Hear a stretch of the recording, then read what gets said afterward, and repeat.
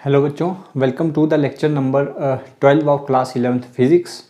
Last lecture में हम dimensional formula के बारे में पढ़ चुके हैं। मैंने आपको बोला था सारे डायमेंशनल फार्मूला आप खुद से ट्राई करके देखें। अगर किसी में आपको कोई प्रॉब्लम आती है तो प्लीज़ आप पूछें। अभी तक मुझे कोई किसी की क्वेरी नहीं आई है, तो मैं यही मान के चल रहा हूँ कि आपको सारे डायमेंशनल फार्मूलाज क्लियर हैं। बच्चों, होमवर्क में ज़रूर सारे डायमेंशनल फार्मूला लिख के भेजिए। जब तक आप वो लिख के नहीं भेजते मुझे श्योर नहीं होगा कि आपको वो समझ आए हैं या नहीं आए हैं। तो प्लीज़ सारे डायमेंशनल फार्मूला जैसे मैंने आपको बताया था उस तरीके से लिख के मुझे भेजें, so that we can proceed to the next part.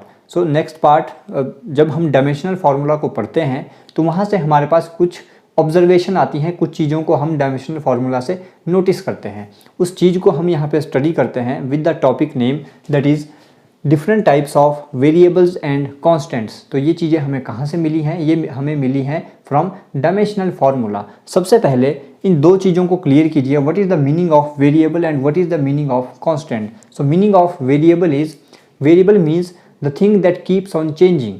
Variable means any thing that keeps on changing, जिसकी वैल्यू चेंज होती रहती है, that is called variable. And what is the meaning of constant? Constant means fixed, जिसकी value कभी change नहीं होगी, that is fixed, is called constant. So variable mean, अगर मैं शॉर्ट में आपको यहाँ पे बताऊँ, वेरिएबल का मतलब होता है चेंजिंग, जो बदलता रहता है, एंड कांस्टेंट का मतलब है फिक्स्ड। तो इस टॉपिक के अंडर जो पहले टाइप का वेरिएबल हम पढ़ने जा रहे हैं, that is number 1 is dimensional variable. What are dimensional variables? इसका मीनिंग क्या है? Dimensional means any physical quantity, anything that has some dimensions, that has some dimensional formula. Variable means but whose value keeps on changing, those are called dimensional variables. तो आप लिख सकते हैं that quantities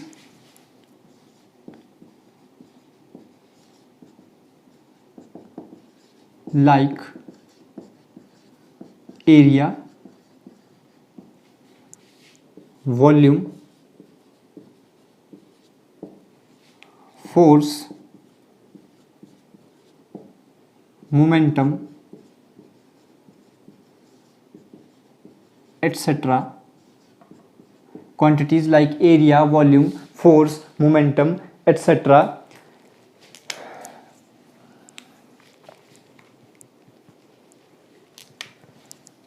possess dimensions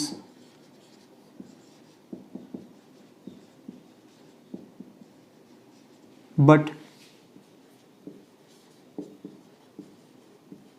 whose value keeps on changing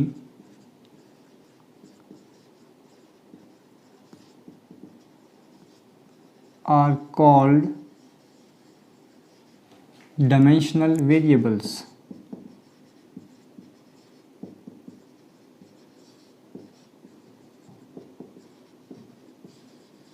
हमें पता है area का भी कुछ डायमेंशनल फार्मूला होता है, वेलोसिटी का भी कुछ डायमेंशनल फार्मूला होता है, वॉल्यूम का भी कुछ डायमेंशनल फार्मूला है, फोर्स का भी कुछ डायमेंशनल फार्मूला है, वर्क का भी कुछ डायमेंशनल फार्मूला है, पर इनकी वैल्यू चेंज होती रहती है with the situation. For example, अगर मैं आपको एक बॉक्स दूं, उसका मैं आपको एरिया पूछूं तो उस बॉक्स का एरिया कुछ डिफरेंट होगा। इस रूम का एरिया अगर मैं आपसे पूछूं तो इस रूम का एरिया कुछ अलग होगा। तो हमने देखा कि सिचुएशन के साथ साथ इन क्वांटिटीज़ की वैल्यू चेंज होती रहती है, but still they have some dimensional formula. So these type of variables are called dimensional variable. Dimensional variable means which have dimension but whose value keeps on changing with the situation, those are called dimensional variable.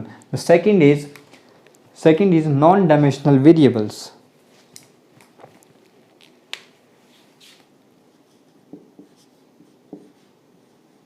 Non-dimensional variables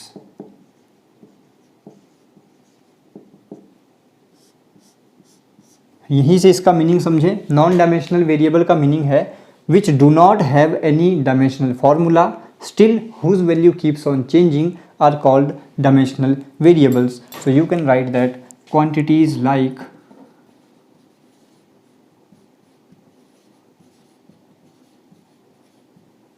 angle, specific gravity,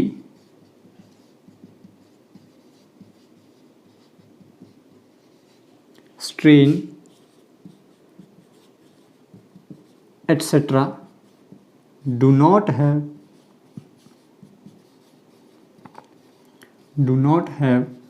any dimensional formula,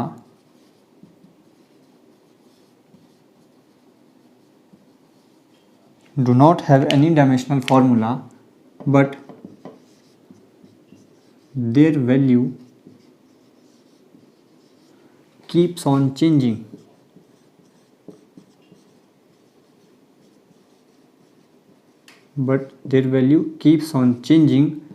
Are called non-dimensional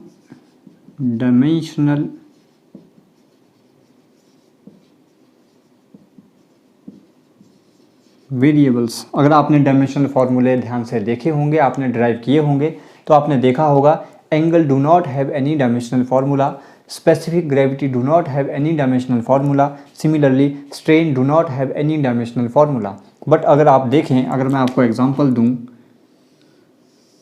यहाँ पर theta की value कुछ अलग होगी, इस case में theta की value कुछ और है, यानी angle keeps on changing with the situation, but they do not have any dimensional formula, called non-dimensional variables. Similarly, for specific gravity of petrol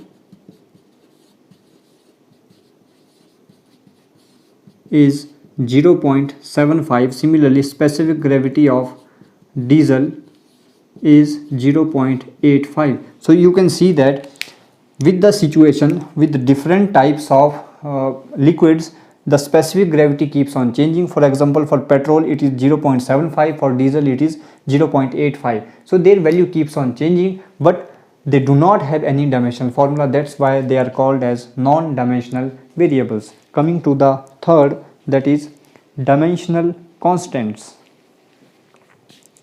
Third, I'm erasing this part, आप note down कर लेना।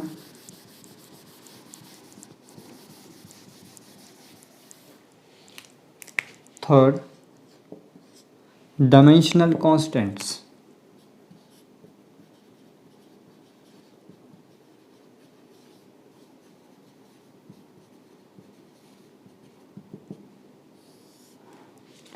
Constant मतलब जिनकी value fix रहती है, dimensional मतलब जिनके कुछ डायमेंशनल फॉर्मूला होता है। कांस्टेंट्स लाइक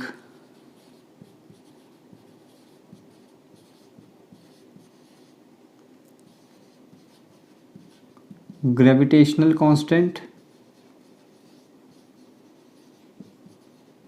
जिसे हम कैपिटल G से डिनोट करते हैं, Planck's constant,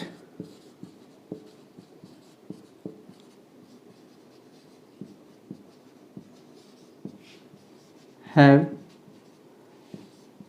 fixed value at any situation and have dimensional formula.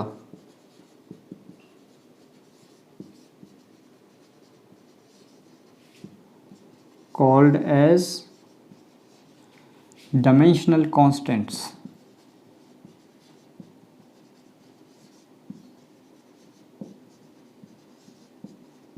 So this is dimensional constants. Coming to the fourth and last one, that is fourth, non-dimensional constants.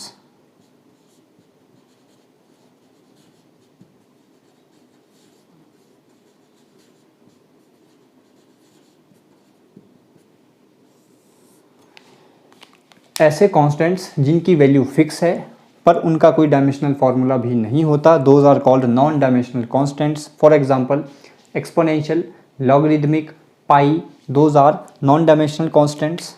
So constants like exponential, logarithm, pi have fixed value but do not have any dimensional formula.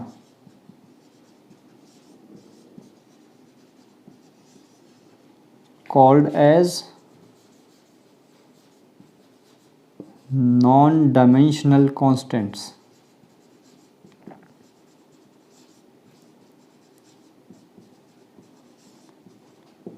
So this is all about different types of variables and constant. Please pause the video to note it down. So coming next, what are the uses of dimensional analysis? जो हमने dimensional analysis अभी पढ़ा, dimensional formula पढ़े, principle of homogeneity पढ़ा, इनका use कहाँ पे है, हम इनका यूज़ कहाँ करते हैं? Very important concept.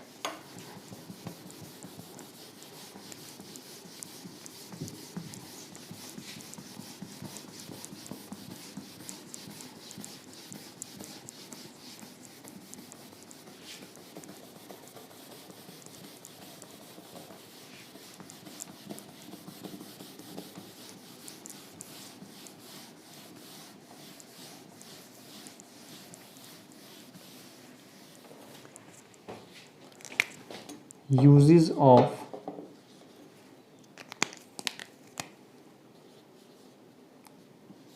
dimensional analysis.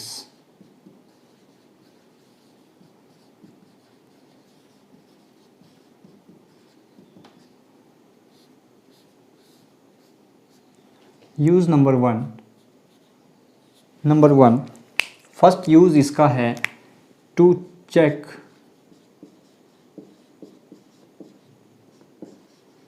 the correctness of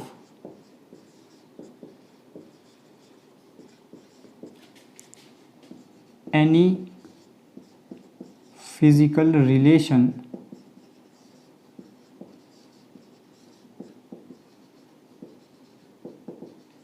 using principle of homogeneity.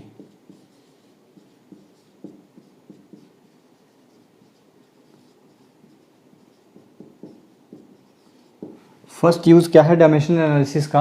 To check the correctness of any physical relation using principle of homogeneity. Number 2, second is conversion of one system of units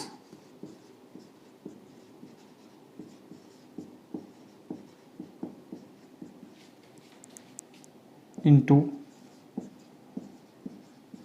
another system of units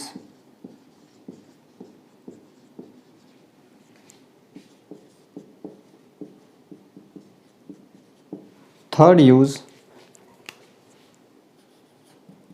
number 3 is to derive relationship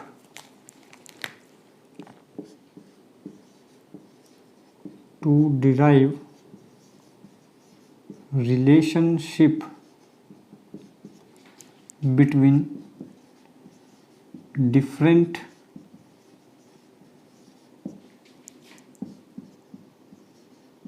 physical quantities. ये 3 mainly use रहते हैं dimensional analysis के. इन तीनों को हम एक एक करके पूरी डिटेल में पढ़ेंगे. इन तीनों में से आपसे एग्ज़ाम में न्यूमेरिकल पूछा जाता है. Important and important. इन तीनों में से आपसे एग्ज़ाम में न्यूमेरिकल 100% पूछा जाता है. तो अब एक एक पार्ट को लेके चलते हैं, आराम से समझते हैं, साथ में न्यूमेरिकल भी सॉल्व करते हम चलेंगे ताकि आपको क्लियरली समझ आ जाए कि इनका यूज़ क्या है. So coming to the use number first, that is to check the correctness of any physical relation using principle of homogeneity. So बच्चों, in the first use that is to check the correctness of any physical relation using principle of homogeneity, हमें क्या क्या step follow करने हैं वो बिल्कुल आपके मैंने सामने यहाँ पे लिखे हैं। आप इनको प्रॉपर्ली नोट डाउन करें। हम यहाँ पे एक न्यूमेरिकल लेके चलेंगे, वहाँ पर इन स्टेप्स को फॉलो करते हुए हम चेक करेंगे कि वो जो गिवन फिजिकल रिलेशन है वो डायमेंशनली करेक्ट है या नहीं। एक चीज़ और, कल को अगर कभी आप लोग कुछ नई डिस्कवरी करते हो, कुछ नई इक्वेशन देते हो, तो हमेशा ध्यान रखना वो इक्वेशन डायमेंशनली करेक्ट होनी चाहिए। तो डायमेंशनली करेक्ट कैसे होगी वो स्टेप्स हम ये फॉलो करेंगे। तो कभी भी अगर आप साइंटिस्ट बनते हो, कोई रिलेशन देते हो, कोई फिजिकल रिलेशन साइंस के लिए देते हो अपनी डिस्कवरी से, तो ध्यान देना वहाँ पे वो इक्वेशन डायमेंशनली भी करेक्ट होनी चाहिए with all proofs. So steps हमें क्या क्या फॉलो करने हैं। सबसे पहला स्टेप नंबर 1 क्या है, write dimensional formula of each physical quantity given in the relation. जो भी आपको फिजिकल रिलेशन दिया होगा उसमें जितनी भी फिजिकल क्वांटिटीज़ हैं उन सब के आप सबसे पहले तो डायमेंशनल फार्मूला लिखें। स्टेप नंबर 2, उन डायमेंशनल फार्मूला को आपने एक बारी लिख लिया, उसके बाद जैसे फिजिकल रिलेशन में उन क्वांटिटीज़ को लिखा है उसी सीक्वेंस में आप उन डायमेंशनल फार्मूलाज को लिखें और सॉल्व करें। स्टेप नंबर 3, फिर आप क्या करेंगे, you will apply principal of homogeneity. What does principle of homogeneity says? It says that dimensions of each and every term on both side should be equal. For example, m left hand side में भी है और m right hand side में भी है, तो दोनों के जो डायमेंशंस होंगे, दोनों की जो पावर है वो दोनों साइड इक्वल होनी चाहिए। This is principal of homogeneity. If dimensions of sorry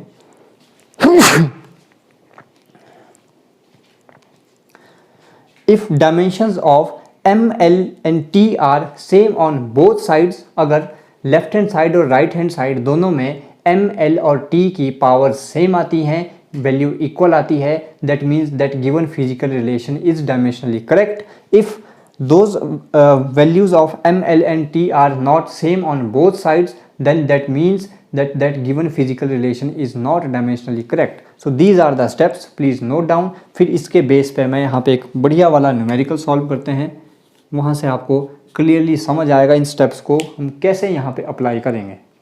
so taking the question is consider the equation. मैं यहाँ पे क्वेश्चन भी प्रॉपर लिख देता हूँ जैसे पूछा जाएगा।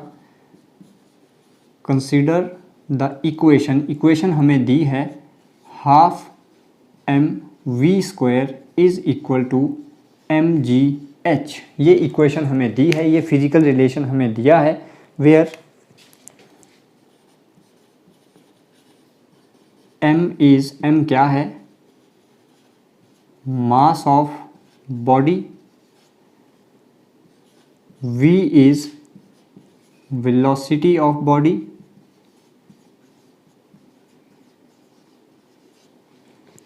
g is acceleration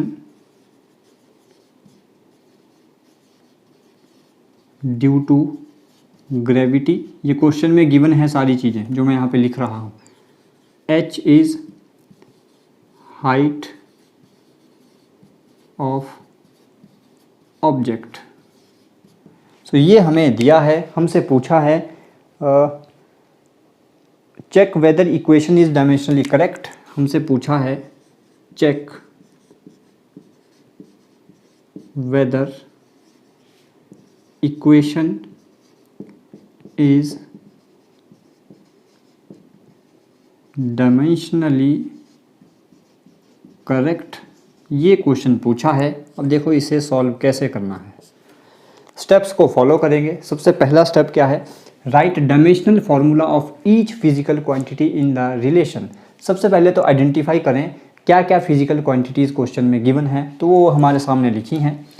एक फिजिकल क्वांटिटी m है, that is mass of body, v is velocity of body, g is acceleration due to gravity, h is height of object. इन सब में क्या बचा जो यहाँ पे नहीं लिखा था, दैट इज़ हाफ। हाफ क्या है, हाफ इज़ डायमेंशनलेस कांस्टेंट, इसके कोई डायमेंशंस नहीं होते।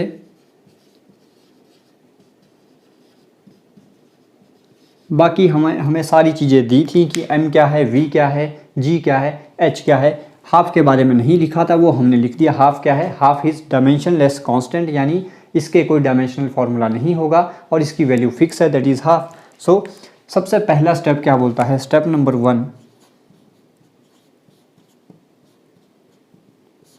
Right dimensional formula of each physical quantity. So dimensional formula of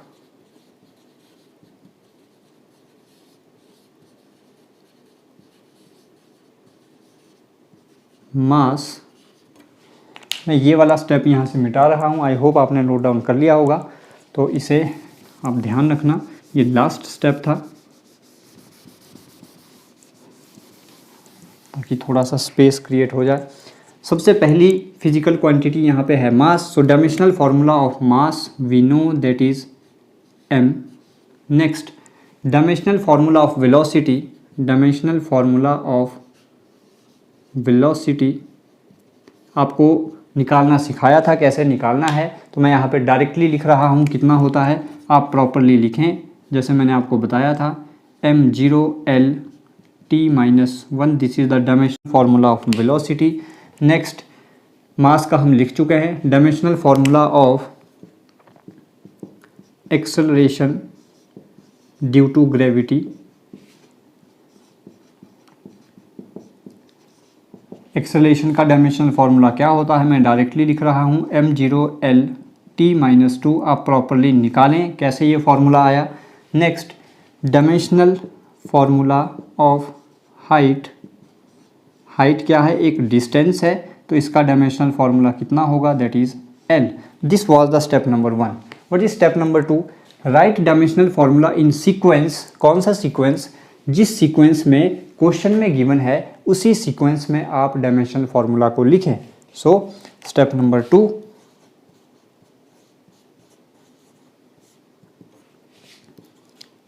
writing dimensional formula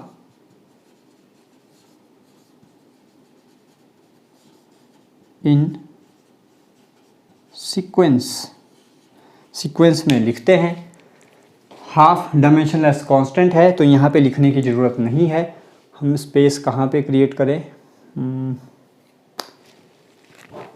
कहाँ से करें स्पेस क्रिएट? यहाँ पे अगर मैं ये मिटाता हूँ। ओके, आप स्टेप्स ध्यान रखिएगा, आपने कॉपी पे नोट डाउन किया होगा, आप वहाँ से रिकॉल करते रहें। मैं ये वाली चीज़ मिटा के इस क्वेश्चन को वहाँ पे सॉल्व करता हूँ। स्पेस का यहाँ पे थोड़ा सा इशू है, तो नेक्स्ट स्टेप होगा apply principal of homogeneity. Next हम चेक कर लेंगे। ओके, सो आप कॉपी पे देख के स्टेप्स को फॉलो करना। मैं यहाँ पे इरेज करके क्वेश्चन को यहाँ पे सॉल्व करता हूँ। So step number 2 is writing dimensional formula in sequence. Sequence क्या बोलता है? हाफ, फिर m का लिखें, फिर v का लिखें। हाफ लिखने की ज़रूरत नहीं है, it is dimensionless constant. So writing the dimensional formula of m, that is capital M।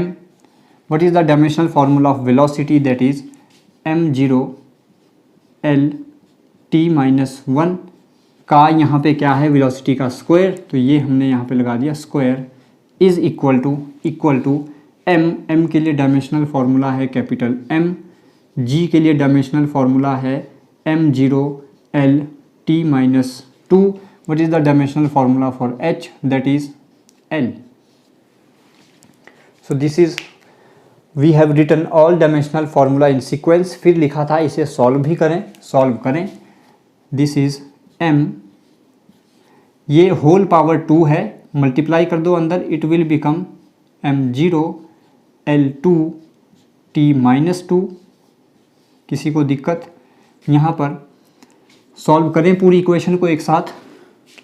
m की पावर 1, m की पावर 0, बेस सेम, पावरें ऐड होती हैं, तो it will become m0 + 1। Next l, एक l की पावर 1, एक l की पावर 1, बेस सेम, पावरें ऐड, t और कहीं नहीं है तो t की power -2।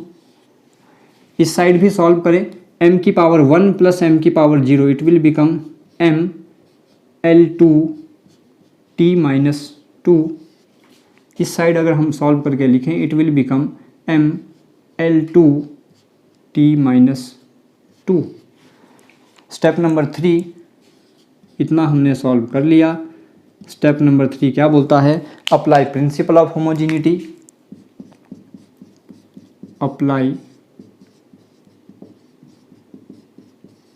Principle of homogeneity. So what does principle of homogeneity says? It says dimensions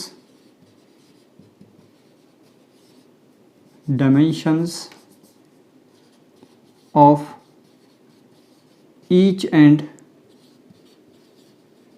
every quantity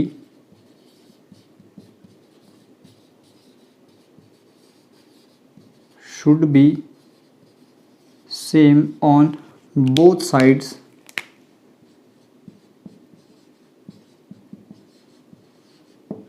तो अगर आप इस इक्वेशन में देखें, m की पावर लेफ्ट हैंड साइड में कितनी है 1, राइट हैंड साइड में m की पावर कितनी है 1, l की पावर 2, l की पावर 2, t की पावर -2, t की power -2 equal. So principle of homogeneity is satisfied here. Principle of homogeneity is, इसको दे देना आप इक्वेशन नंबर 1 नाम, is satisfied in equation number 1. Equation number 1 में सेटिस्फाई है. तो स्टेप नंबर 4 क्या बोलता है? स्टेप नंबर 4 बोलता है if powers of m, l and t are equal on both sides of the physical relation, this means given physical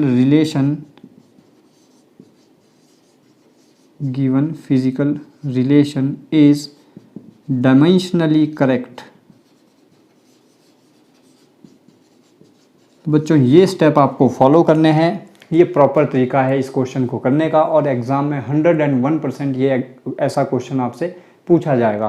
तो हमने जो स्टेप्स लिखे थे उन्हीं स्टेप्स को फॉलो किया है. हमारा मेन एम क्या रहेगा? सॉल्व करने के बाद आप चेक करेंगे कि दोनों साइड इक्वल है या नहीं है. इक्वल हैं तो वो given physical relation dimensionally correct होगा, अदरवाइज़ वो करेक्ट नहीं होगा.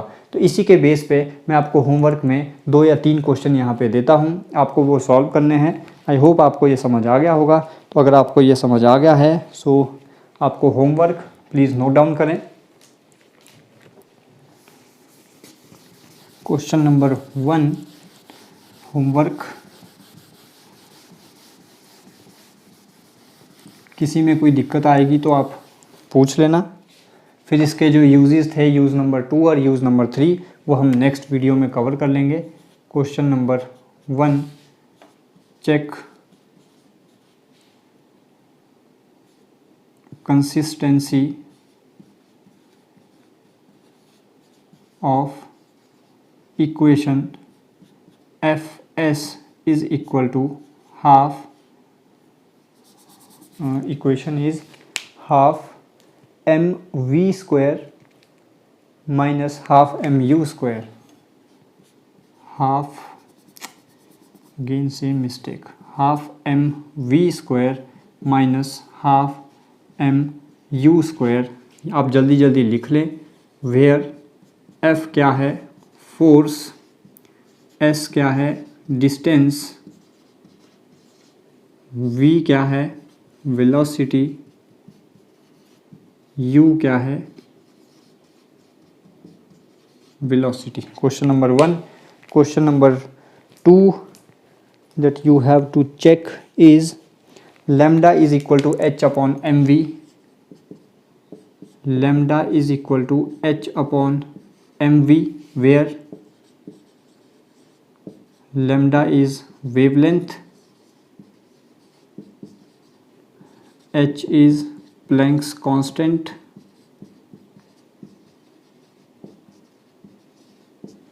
next m is mass and v is velocity. This is question number 2. You have to check the consistency or correctivity of this equation. S equal to ut plus half at square.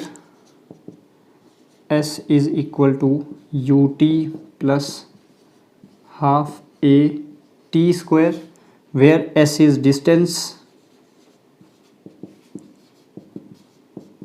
where s is distance, u is velocity, t is time, a is acceleration। Next आप check कर सकते हैं question number 4। Question number 4 में आप लिखें v equal to 2gm upon r, v equal to 2gm upon r, where v is velocity, g is gravitational constant,